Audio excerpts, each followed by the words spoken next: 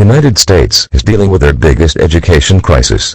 They are now ranked 100th in the world in math and science education. President Obama is advised to reach out to the Prime Minister of a nation which has turned the corner in education. A nation ranked 7th in the world. The nation of Quebec. Premier Merroy agrees to send his education minister and his team to the U.S. Thank you for coming at short notice, Mr. Francois. We are trying to turn our education system around. We love your healthcare system. I tried to bring the same here when my husband was president and it failed. Now we are stuck with Obamacare. Knock it up, Hillary. I won the elections. Thank you, Secretary Clinton and President Obama. We really want to help. Let's cut right to the chase. So how did you guys turn it around? It was not easy. We used the 4 main principles of Vygotsky. That is how we changed things around. Vygotsky work was mostly in cognitive development of children. If you want to change things, then you have to understand how a child learns. Oh yes, like Vygotsky. I heard about his works at Harvard Law School. Okay, tell me more about these principles.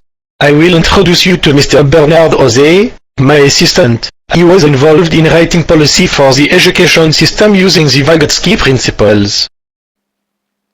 It's an honor to meet you, President Obama and Secretary Clinton. The pleasure is ours, Mr. Ose.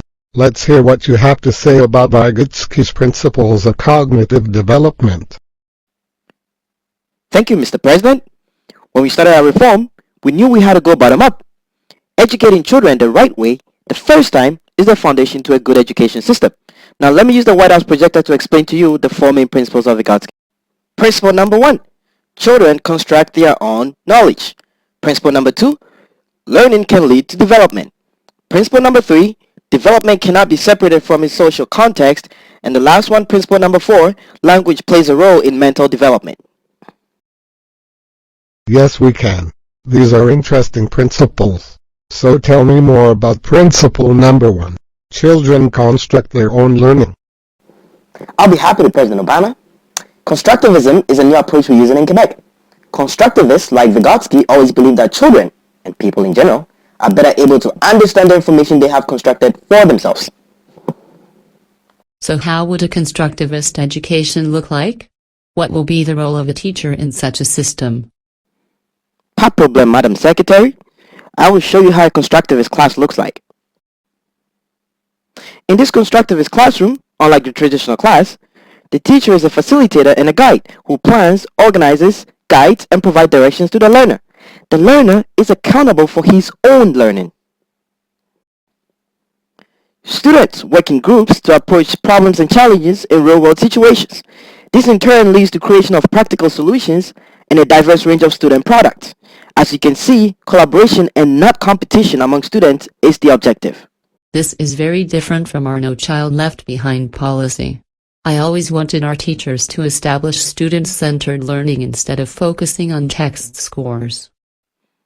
Precisely, Secretary Clinton, which brings me to point number 2, that learning can lead to cognitive development. You see, Vygotsky went contrary to current thinking at the time, that the way a child reasons, perceives, thinks, all known as cognition, comes about just spontaneously as the child grows up. I think Piaget said that, and I agree. Don't children just mature naturally?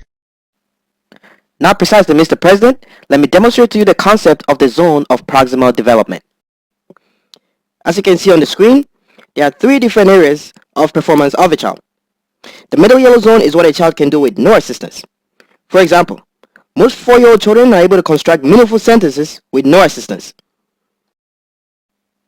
The purple zone is what a child can do with the assistance of a more knowledgeable other. This can be his teachers, parents, or even his peers. This is the zone of proximal development.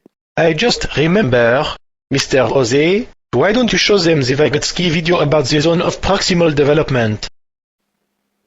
Vous avez raison. Ça prend une minute. President Obama, Secretary Clinton, I present to you Vygotsky's video of zone of proximal development.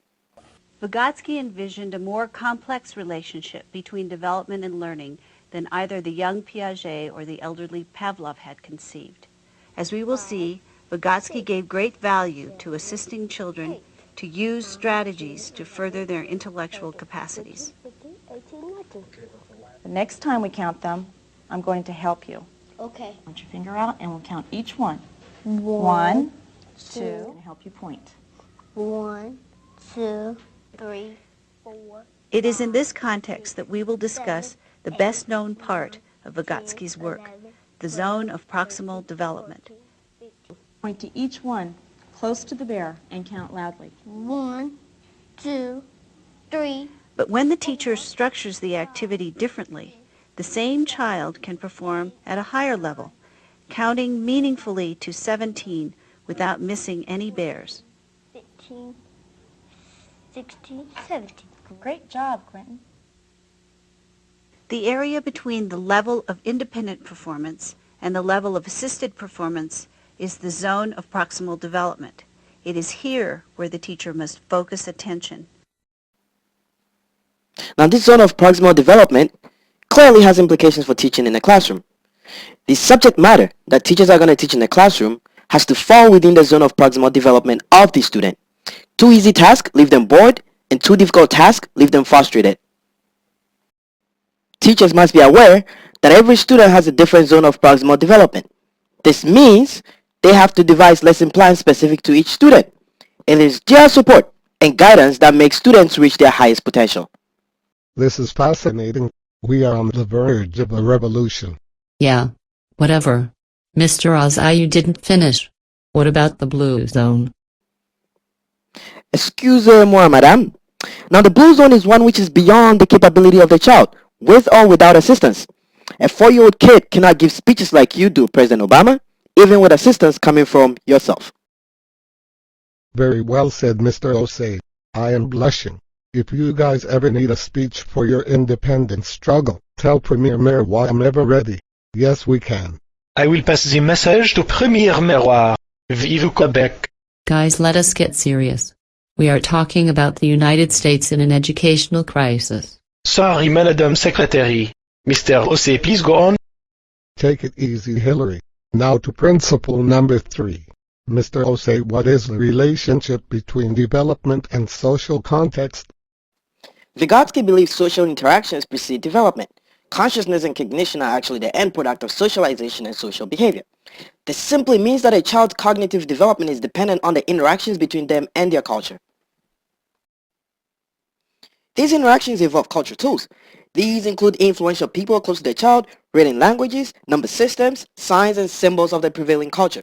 As a result of using these tools, first in cooperation with others, and later independently, the child develops higher mental functions. So you mean that culture actually transforms the way a child's mind is formed? Exactement, madame. We adults convey to our children the way we interpret and respond to the world. For example, the concept of gender is learned by children just by observing influential people in their lives, their teachers, parents, siblings, and peers. Children will then encode and imitate behavior of people similar to themselves. These influential people around the child will further reinforce or reshape this behavior by how they respond to it. In summary, your education system needs to target the 3 main factors that lead to the development of a child: social interactions, culture, and language. What? Language? That is ridiculous. So you think English and French children think differently? No wonder you guys want separation. With all due respect, Secretary Clinton, I think you are misrepresenting Vygotsky. Okay. Go on. I am listening. As I said, language is not the sole determinant of how a child thinks. It does play a big role though. Vygotsky believed that cognition and language develop in parallel to each other, each one influencing the other throughout one's lifetime. A typical example seen in children is private speech. Now, private speech refers to occasions when children talk aloud to themselves. Vygotsky sees private speech as a means for children to plan activities and strategies and therefore aid in their development. Language is therefore an accelerator to thinking. Vygotsky believed that children who engage in large amounts of private speech are more socially competent than children who do not use it extensively, and the literature backs him up. And with that, President Obama, Secretary Clinton, is Vygotsky's theories of cognitive development. Thank you so much for elaborating on how we can better our education system. I will send a team to Quebec to learn your ways. We have better days ahead. God bless America. The pleasure is ours. We will be happy to host you. Okay, let's go for lunch.